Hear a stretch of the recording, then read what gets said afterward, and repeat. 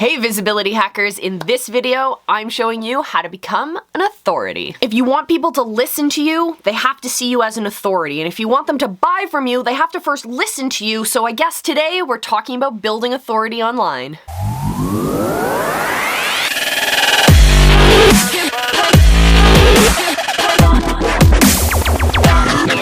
We're gonna talk about what to do and what not to do. We'll talk about leveling up your influence, the easy how-tos behind that, and we're gonna talk about putting up and shutting up. The first way to make sure that you are seen as an authority, that people will actually start listening to you so that your decisions and your content can actually become an influence on those people's buying decisions. Well, the easiest way to do this is to use normal language.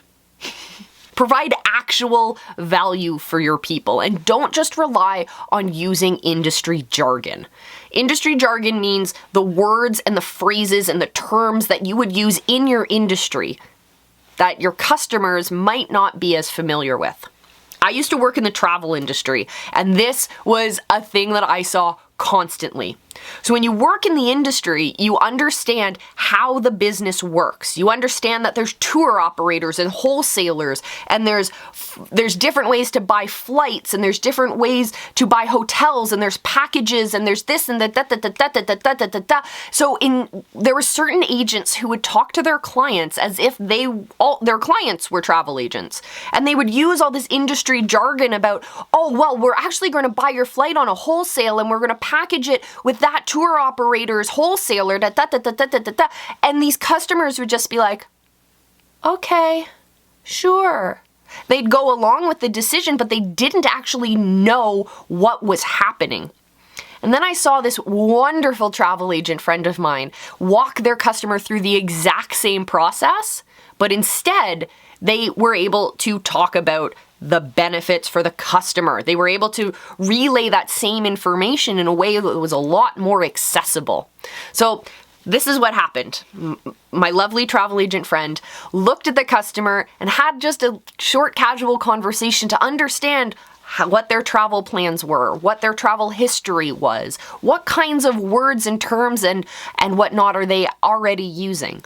So then my friend realized that the thing that is going to motivate these customers is to talk about budget. So he used the flight wholesaler, but instead of talking about it that way, he said, I'm going to get you the best price on your flight, and we're going to look in this direction for that flight. And then when it comes to your hotel stay, we're also going to add on all of your beverages, all of your meals, and a whole bunch of activities as well, so that when you guys get to your vacation spot, you don't have to think about putting all of these together. It's all provided for you already. When you decide that you want to sleep in and miss breakfast, well, don't worry, because you can go to the breakfast bar later on in the day if you want. You can go do all of those activities by the beach if you feel like it, because you're on vacation. We don't want you to be stuck to a schedule. We want you to have that freedom. That same exact product was sold, just in a way that was more accessible to the clients. When it comes to online sales, say you're selling a coaching program, for example, you want to make sure that you're giving your people actual value before you expect them to start making decisions with you. You want to show them that you are relatable. You want to give them some sort of result before they even have to purchase your program. So that's why I always say, show up live, talk about your frameworks, have your regular content or your regular stage for people to show up and see what it means to work with you. What kind of value can they get out of you? How are you relatable to them?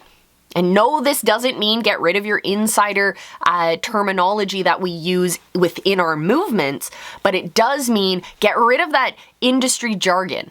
I had a video recently that you guys might have seen where I talk with a lot of jargon about funnels, and we talk about OTOs and upsells and downsells and that kind of stuff. And that is specific to a segment of our audience that understands that language, and they already speak that language. It's not a video that was created for all of our audience to understand. But I hope that you guys will join us here on the channel on a regular basis. All you have to do is hit that subscribe button, and you can join up and follow us for all of these videos, and eventually you will become one of those viewers who does know what an OTO is, who builds out those incredible funnels and has that incredible success with your business online as well. If you want to level up your influence, a really easy way to do that is to piggyback on the influence of others. And yeah, it sounds weird just explaining it that way, but honestly, what you need to do is to connect with other experts either in your industry or tangentially connected to your movement. Connect with them, bring them onto your show, talk with them, share their knowledge, and that will also, going back to what we were just talking about, help you provide value for your people, but it also helps establish your authority. If you're connected to people who are experts, then you must have some sort of sway or influence that's going to trickle down to your viewers as well. So think about what experts or what professors or what industry leaders or what community leaders are working in your field that can help serve value to your people. Let's go with some examples. So if you're a music teacher, say you teach guitar or you teach drums, well, connecting to a musician who maybe is a professional musician, and how do they use those same skills to get to where they are? What about talking to someone who maybe is a composer? So they're using those same skills just in a different way. What about talking to someone who makes musical instruments so we can understand the tools that we use in a better way? What if you're a wellness coach and you focus mostly on the foods that people are putting into their bodies and the mindset they have and that relationship to their food and their bodies? Well, connecting to a fitness coach who's going to talk about moving your muscles, connecting with a yoga instructor who's going to talk about those deeper tissues and mindset and relaxation and meditation, connecting to someone who is an expert in body-mind connection maybe would be a great place to look as well.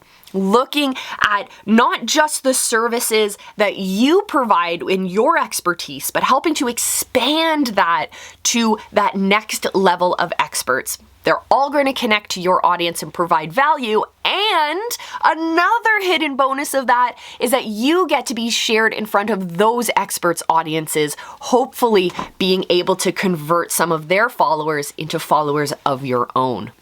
I love it. So if you guys are experts in certain areas or you're building your expertise in a certain area, let us know in the comments below. I want to celebrate you guys and I want to see what areas of expertise you guys are bringing into the world. I love it. All right, you're going to put up or you're going to shut up. And basically what that means is you're going to show up or you're going to shut up. That means, how many layers of this onion are we going to unpeel? That means you're going to show up on a consistent basis with your consistent message.